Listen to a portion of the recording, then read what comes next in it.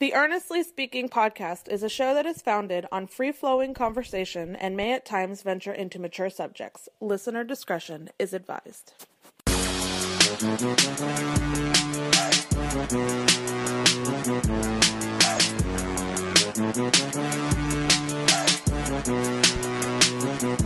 Earnestly Speaking podcast coming to you November 19th. 2020, a kind of a rare Thursday afternoon podcast. And the reason why it's rare these days. Like before, prior to this year, I would actually record most, if not all, my podcasts in a day. But that was also before, at a time when I was working nighttime. My kids are a lot younger, so when they would take naps, it was easy to get it in. My 3-year-old now is napping today, so I decided to take full advantage of that. My 7-year-old is currently doing his final hour virtual school right now, so by the time I'm done recording this, he'll be done. Hopefully my 3-year-old will be close to the end of his nap, so I want to take full advantage of that, because I could do it tonight. I could do the podcast tonight also, which would be cool, but if I could be efficient in that way, in this way, of course, why not take advantage of it? I like to, tonight is actually my me time too, because my wife works double today. So when the kids go to sleep, I have a couple hours myself before she gets home, so I can, intake, content that I'm behind on, would be podcasts or reading articles, whatever, maybe an audio book I'm behind on, which I got many of those. Catch up on some wrestling, AEW wrestling I need to watch from last night, or any content that, I'm behind on, which is a lot. And I've been, one of the things I've been doing recently is taking time away from social media. I'm still on there, but I'm trying to not be on there as much and trying to focus on, obviously things here at home, obviously, number one. But also for myself, focusing on content I've fallen behind on. There's so much things I'm into. And this is the thing I'm having a problem with, these days, is I'm a guy that loves media. I absolutely adore media of all forms. Sports, pop culture, music, pro wrestling, political, you name it. I'm into it all. So finding a way to navigate, for me anyway, navigating those waters. And then there are times where sometimes certain things seem more important than others. Like, up until the last couple of weeks, even so much now, I'll say, even the political stuff with the election. We're past it, quote unquote. Although we're still waiting for the president to concede, and you have Rudy Giuliani making a fool of himself, trying to get the Michigan ballots thrown out and all that. But whatever, that's another story for another day. But trying to stay ahead of content, I love reading, I love watching, I love listening, and I'm subscribed to so many things, so many streaming services, so many audiobooks I've bought haven't finished yet, or started yet. It's overwhelming at times. So one of the things that I started doing really recently was taking more stock in prioritizing those things and trying to, if I have downtime to even start a chapter or audiobook, get it in. A lot of things I still want to intake, even that's new. Like I saw, Barack Obama's new book just came out this week. I want to get the audiobook for that because he narrated as well too. But I can't really get to that until I get through the other things I've put ahead of that. So it's overwhelming. It really is. So, like, one of the things I've been doing, and I think I mentioned on a couple episodes back on the podcast, was that, the circus on Showtime. I caught back up on it, watched this past season, but I missed the season 3 and 4 of the show at the time it was on. Again, another thing that I fell behind on. So when I finished the season, which actually just finished right at the conclusion of the election, Joe Biden's election, when I decided to go back to the beginning, to the very beginning, season 1, even though I watched it already, but I enjoyed season 1, especially because it was a lead up to the election in 2016. And now I'm at now season 3, at the end of season 3 now, when we're getting close to the midterms of 2018. So that's one of the things I wanted to catch up on. I wanted to go through that again, relive that, but I didn't have a chance to watch those 2 seasons.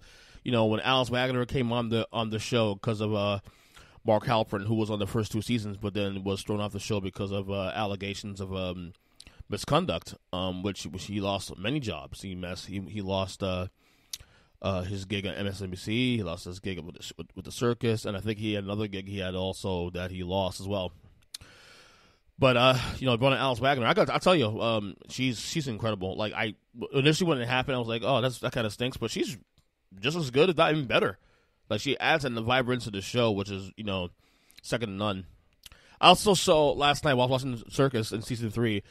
There was an episode where they actually were in West Palm Beach at my place of employment.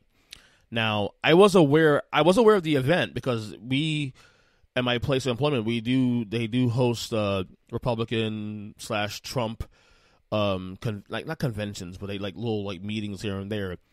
I remember hearing that Roger Stone was there. I remember someone telling me that Roger Stone was upstairs in the building in one of the rooms, giving a speech and all that, which is cool. Not necessarily a fan of the guy, but he's a fascinating guy overall. If you watch there's a documentary on Netflix called Get Me Roger Stone, which I would recommend you guys watching. But he was upstairs giving a speech, pro-Trump speech, all that. What I didn't know was the circus was there filming too. You had Steve Schmidt there. You had Mark McKinnon there, and I wish I knew they were there. I would have tried to go meet them. Maybe being a political nerd as I am. But watching this, I was like, oh, dude, I worked there. I've been working there for over 17 years.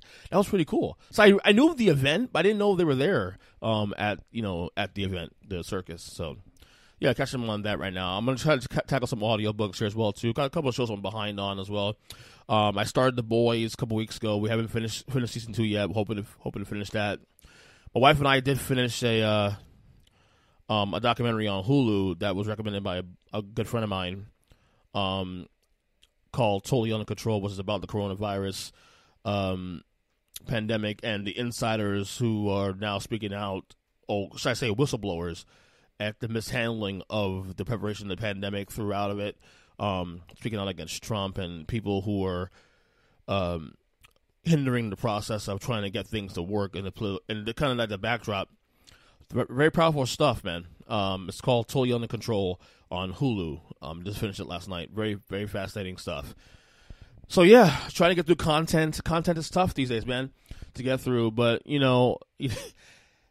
I don't know. Like I'm subscribed to like 4 or 5, maybe more different streaming services. Like I have HBO Max, a couple things I wanted to watch on there. I actually thankfully use my friend's our own Mark Francois. I use his Showtime, thankfully, so I can save $10 there. I have Hulu, I have Netflix, I have WWE Network. When NBA is around, I get the NBA League Pass. What else I have right now? Let me see. I want to break this down real quick. What I have exactly in terms of streaming services. I have Peacock now, CBS All Access, of course with my mom. Amazon Prime, a lot of things I have, it's a good era to be, if you're into content, it's a good era to be alive, obviously, but it can be overwhelming. Checks and balances and checks, it's a lot. So I've been trying to be more aggressive with listening to, to some of the content I'm behind on, like HBO Veep. I started that a long time ago. I restarted it recently because I wanted to finish the whole thing. And I every time I try to finish it, something comes up and I forget about it. So I'm hoping to finish that as well too. And then they have the challenge also of my wife and I. There are certain shows her and I watch together. So when we're downstairs together after the kids are asleep, we try to binge those shows or anything else we want to watch. In addition to some of the political stuff we watch every week, like Bill Maher and John Oliver and whatever we want to watch. But there's also shows that I watch that she won't watch. Like I said, like Veep. She has no interest in watching Veep and a couple other shows. So sometimes what I do with her is like I'll go through a list of stuff that she has, like, we may or may not watch together. And whatever she doesn't want to watch, I'll put it to the side and watch on my own time. And the things we want to watch together, we'll watch together on the days we're home together, which is actually just almost every day. One of the cool things about my schedule now is that working daytime and her schedule is that there's only one day a week where we aren't home that we're not home together at nighttime, and that's on Thursdays. The rest of the week, even on the days we work, or whatever, or vice versa, we're home together, so we can actually get in some binging. And for the record, my wife is a champion binger, so she's the best when it comes to TV binging. So, but yeah, that's one of the things I got. I'm trying to work on now. That's why I'm trying to spend less time on social media and more time on taking in content. Another thing, content-wise, I'm into is newsletters now. Substack. I've been saying on this show for the last couple months now that I actually not only subscribe to Substack newsletters, I actually created my own, and at some point I'm going to start putting out more stuff. I put a couple things in over the summer and whatnot, but which I will start doing more often. But I do have subscriptions to specific newsletters that I'm into. So another thing I'm into with content, mostly political. Like I have my Matt Taibbi's Substack. I'm really enjoyed the Bulwark. I've been saying on the show already that I love the Bulwark and Charlie Sykes and that crew. They started up a Bulwark Plus $10 a month thing. To get more in depth with the content. I'm really considering subscribing to that as well too, just because number one, they deserve the support. They've been really good. Content's phenomenal, very fair, center left, center right, less extreme, bullshit. So you have that I'm subscribed to. I have a couple of both liberal and conservative leaning Substacks I'm into. And it's good. It's good. It's nice to have healthy balance. It's good. It's healthy. So I enjoy Substack. I love what they're doing. It's funny the return to the newsletter. Like it's like a blog. I remember having a newsletter back in 2013, 2014, through MailChimp, but I never really used it. I used it maybe once or twice, and that was it. Now with the way the journalism game is changing, everybody is doing their own thing. It's a shrinking market. The media market's shrinking.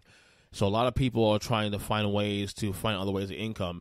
Substack allows you to charge people a month subscription, whatever. I won't do that, at least anytime soon. I mean, first I'm not big enough, number one, to do that.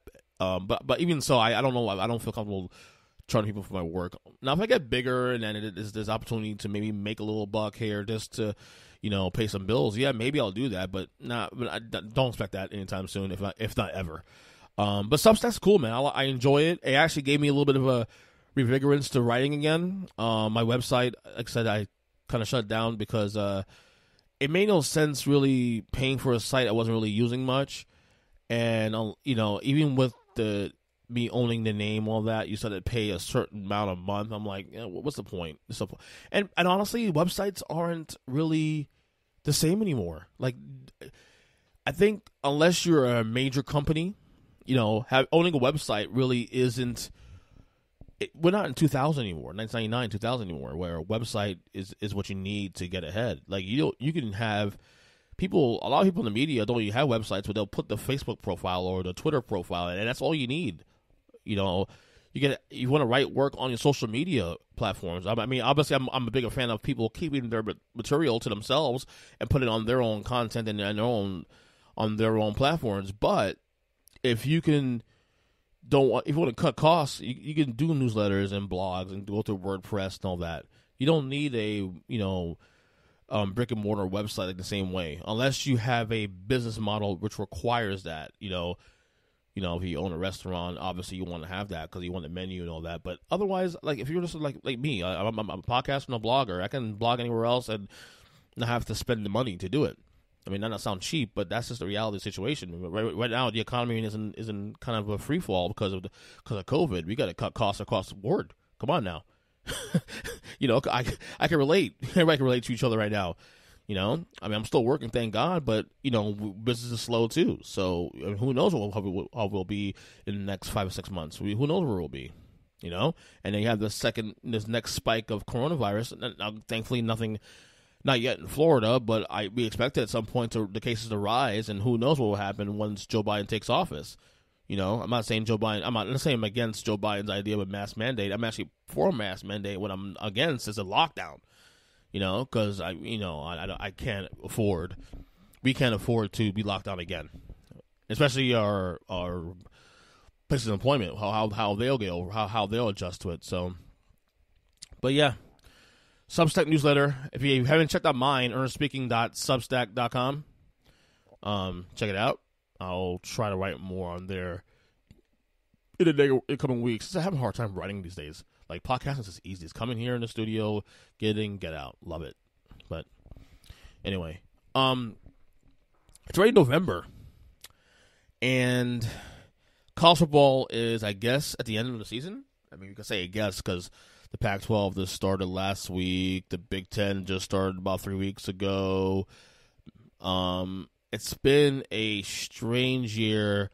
Obviously because of COVID, and I love college football, but this is the first time in my life that I honestly, I don't really care. Like, I still check in the games. I want to watch the big games, but with all these cancellations and its postponements, and, you know, as I said, the Big 12, the Big 10 coming in later, the Pac-12 coming in later, it's kind of hard to really enjoy this season. It's just so all over the place. I just can't. You know, it's too much. So one of the reasons why I have a well, number one, that's the one reason why I had a hard time watching. Another reason of course, I'm a big Florida State Seminoles fan. They fucking suck this year, without question. They suck. What are they now, 2-5? Ugh. So yeah, it's a throwaway year, and I'll be honest with you, I'm working Saturdays now. Since we come back from COVID, I've been working Saturdays. And, you know, when I was home on Saturdays, it'd be easier to watch the game. And granted, even my job, I can still watch the games, you know, at work because you have like 2,000 TVs there. But you're still working. You know, work is more important. So, yeah. So that's part of the reasons why it's been hard to get into it. Working, that my team sucks, COVID, the postponements. Am I still going to watch the big games? Absolutely. I've been doing that, but it's just hard to get into. It's really hard to get into. I've just haven't enjoyed it in the same way I have in the past. And college football for me is right in the market, right with NFL in terms of enjoyment for me personally. I mean, I really do enjoy the college football, but this year, I just can't do it. Like this is a throwaway year for me, honestly. You know, this is really a throwaway year for me. So. You know, but it is what it is. You know, I don't even know who's playing this weekend. I don't know who Florida State's playing this weekend. It doesn't even matter. It's like same way with baseball. And honestly, other than the NBA season, because and obviously it was even easier because the Heat went to the finals this year. Not my favorite team, of course. But outside of basketball, because I love basketball, my favorite league. You know, sports right now in this moment, because of everything going on with the election and everything going on with COVID and all that. Sports just doesn't seem important. It doesn't seem important right now. And I feel bad saying that because obviously, I love sports, but it doesn't feel important, you know? I'm glad it came back because it makes you appreciate it, not having it for a long time. But I'm watching the NFL, but I'm not subscribed to Red Zone. I haven't subscribed to Red Zone in 2 years because they made it harder to get it. I'm not going to get YouTube TV and pay $60 for that just to get the extra added cost of Red Zone. That's stupid. You know, I could get Red Zone actually for $30 for the year on my mobile, but what's the fun of that for me? Because you get that. I like to text my friends during games, and I don't want to keep going through my text and stopping my video while I'm watching the games. And we're already more than halfway through the season now, 11 weeks in. By the way, check out the last episode I did with Kyle Nash. We talked all NFL. It felt good to talk about sports a little bit on the show, football. because it's been a strange year. Like I will say, not having Red Zone though has made me appreciate the NFL a little more though. Because not being able to watch the Red Zone, I'm been forced to watch the games in my market. So obviously the Dolphins in my market, occasionally the Giants on Fox if they're on the schedule, and I get to watch the complete games without interruptions. I've been lucky for the most part. I've been getting some good games, and they do show some good games in my market. I will admit that. So it hasn't been as depressing, but the Red Zone always kept me in the loop with what was going on in real time.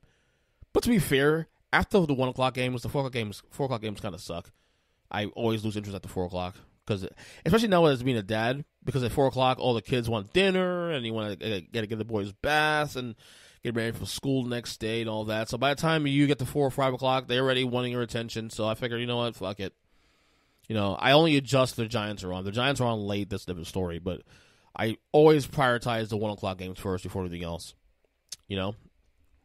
But yeah, like it's a good NFL season. But like I said, I don't feel as plugged in the same way. This is the second year in a row I could say that. But it doesn't feel important in the same way it has in the past because there's so much real things going on with real issues. COVID and the election, the presidents, and this, I don't know, I don't want to call it a coup, but this whole thing with Trump and what he's doing now post-election is just bonkers. That's all I'll say to that. That's all I'll say to that. Okay, speaking of sports, NBA.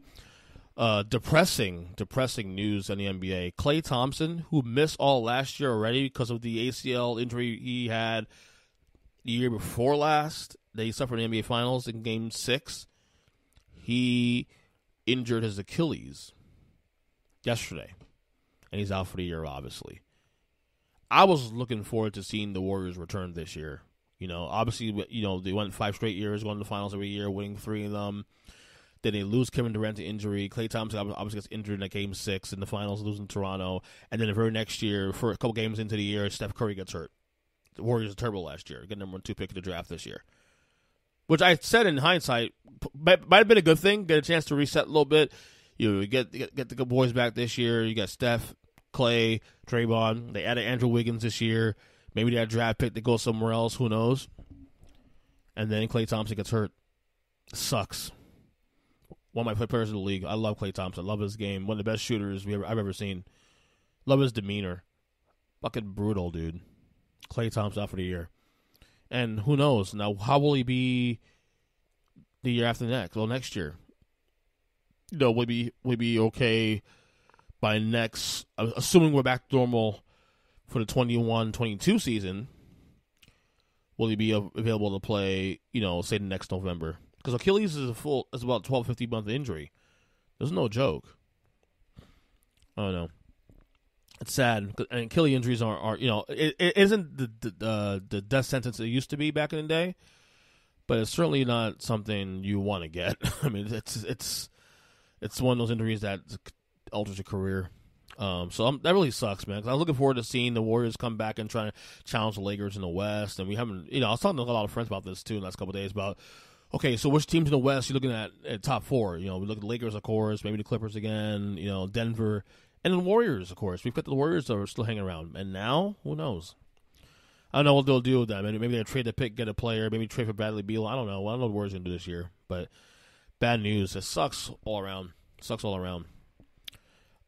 James Harden, trade rumors. I'm a bit stunned. He turned down a $50 million a year offer for the Rockets for whatever reason. I mean, this is a team that's, I don't know, man. I'm not the biggest James Harden fan in the world, but he's certainly a top 5, 6 player in the league. That's not without question. We keep hearing about him wanting to go to Brooklyn or Philadelphia. The Nets are trying to poach for a trade. The Rockets aren't really in a rush to trade him just yet. Obviously, Russell Westbrook wants out too as well. I mean, the Rockets, the thing is, the reason why I would say for the Rockets, why I'd be okay with trading these guys, if you get something back from that's, look, you ain't going to get equal value because these guys, Westbrook top 15 player in the league, Harden top 5 or 6 player in the league, you're not going to get equal value. But if you're convinced you're not going anywhere beyond this point as a franchise, and you've reached your ceiling. And you know that this is it, and you're already strangled, to these 2 contracts, especially Harden's contract. It was a good time. I mean, the value, the James Harden's value will not be better than it is today. So you can get something close, even 90% of value to James Harden on a return. Yeah, I'm for it. Because I don't see James Harden as a guy you can win a title with, honestly. It sounds harsh, I know. I was rough on Westbrook already last week on the podcast about that. Same applies to Harden. I'm not saying Harden's not a great player. He is a great player. I just said it's top 5, 6 in the league. In a league that is probably the most talented at any point of his existence. But there's an extra layer that he doesn't have that separates the LeBrons from the world, and hell, even Kevin Durant to some degree, but LeBrons from the world and those other guys that Harden does not have yet. And they've reached the ceiling. I was convinced, looking back now, the best fit with James Harden was Chris Paul, and that couldn't work. So every player that James Harden has gotten, would be Dwight Howard when he was still pretty good, Chris Paul, and Russell Westbrook, and all 3 guys are wanted out of there. Who's at fault here? You can't blame Daryl Morey. He's gone. At some point, the onus has to fall on the player. You know what I'm saying? So, but I'll tell you what, though. One thing I will say that I kind of agree with what someone said on, I know it was on ESPN, whatever. Like, someone brought up that, would you throw in Kyrie Irving in a trade for James Harden? Hell yeah. Because as much grief as I give James Harden, at least James Harden loves basketball. I'm not sure Kyrie Irving loves basketball. So if it required getting rid of Kyrie Irving to get James Harden, I would do it in a heartbeat. I would. Kyrie Irving is a great talent. Not sure he loves basketball, though. He's a bit of a head case, in my opinion. Flat Earth. I know. I'm still giving him shit for that, but whatever. I don't know. I don't. That big 3, Harden, Irving, and Durant, I just don't know if that would work. I can see 2 working. I can see Harden and Durant working, though. But I don't know if I can see the 3 guys working, personally. I don't know. If I'm the Nets and I'm offered to put in Kyrie Irving in a deal, and by the way, the Kyrie Irving thing, I went calling Kyrie Irving after the whole thing with Boston, that 1 year in Boston. But all that talent they had, Boston was a better team without him. And he had 2 years of samples to see that. The year before he got there, when he got hurt, and then the year after, which is last year. He held back Tatum and those guys, and Jaylen Brown. So, yeah, if I had a chance to get James Harden and require Kyrie Irving to make that deal work, I'm doing it. Without question. So, that's how I feel about that. Okay, finally, before I go, this week is Survivor Series. WWE Survivor Series. I'm not looking forward to it at all. We actually previewed the Survivor Series on the Take 3 Wrestling podcast this past Sunday. We just did it because we had to, because it's one of the big 4 WWE pay-per-views, so it made sense. But I've never, especially in recent years. Now, last year was pretty cool, actually. Last year I liked it, but Survivor Series to me in the last few decades, honestly, haven't felt important. And then you look at the card this year. There's no title matches. It's Raw and SmackDown, all that. Brand versus brand. I get that. It's cool, but I'm not looking forward to it. I'm going to watch the show, obviously, but I'm not looking forward to it in the same way I would even the lesser pay-per-views. I look forward to more than Survivor Series. So, but the big story for Survivor Series, the big cloud, and it's not a bad cloud, but the big cloud over it. The big thing here is this Survivor Series will mark the 30-year anniversary of the debut of The Undertaker. I saw The Undertaker's debut in real time. I was 10 years old, where Ted DiBiase came out, Death Valley, I give you The Undertaker, and he walks out with Brother Love and all that. And I'll tell you, the Undertaker, and I spoke about this. I actually was on my friend Big Jim Neese, his podcast, finally, which I'll post on here as well too. But you can check it out. Discussions of Nobody podcast up on all all podcast platforms. We were discussing the Undertaker and all that, but I'll get a little bit here too. Was never the biggest Undertaker fan on the planet. I always enjoyed his early run. That first installment of Undertaker, the first couple of years, used to scare the shit out of me, even more than the Satanic Undertaker. He used to scare the shit out of me. And 30 years is phenomenal. Like, Undertaker was never the guy, but he was the guy. If you know what I mean. He was never the guy in terms of, it was never built around him. Like, even through the years he's been there. Like, it was Hogan's built on Hogan the first couple of years he was there, and then Brett, and then Shawn, and then Austin, and The Rock, and then Cena, you know, and then now Roman Reigns, and, you know, whatever the guys, you know, have been. He was always the stability, the stable force. Same thing, honestly, with Ric Flair. Ric Flair was never the guy, but he was always the foundational guy, if you know what I mean. But 30 years Undertaker, you know, phenomenal. I think this is the end. People ask us, you know, trying to figure out whether or not he's going to do another match. I said something on the board is going to happen this week. I don't see it happening, honestly. I think this is it. I think this is the end of the Undertaker. 30 years, and why fuck it up? Why fuck it up? You've had, you know, you had the best send off ever. That cinematic match, Boneyard match against AJ Styles at WrestleMania, which probably wasn't the original idea before COVID, but it worked out for the best. Why would you want to fuck it up? Honestly. Yeah. 30 years. It's a long time. And, you know, I've been watching some of the content on the network. I was watching the Brothers Destruction interview, him and Kane. And one thing he said that made a lot of sense. I've always said that, like, the best storyline in the history of wrestling, in my opinion, my favorite storyline has been the Mega Powers, you know, Hogan, Savage, and I'll always obviously love Vince McMahon and Steve Austin, a couple other things here and there. But one thing that Mark Calloway, The Undertaker, did say, which I totally agree with him, and I have to give him credit for this, find me a more impactful storyline that lasted as long as it did. Kane and Undertaker lasted 20 years, at least. That whole storyline. Started in 97, off and on, brothers, hate each other, love each other, tag team champions at one point, all that. Find me another storyline that actually sustained the way that did. He's correct. Nothing. There's none that came close to that. So again, he was a stable force in the industry, stable force in Vince McMahon, loyalty, all that. You know, 30 years, it's incredible.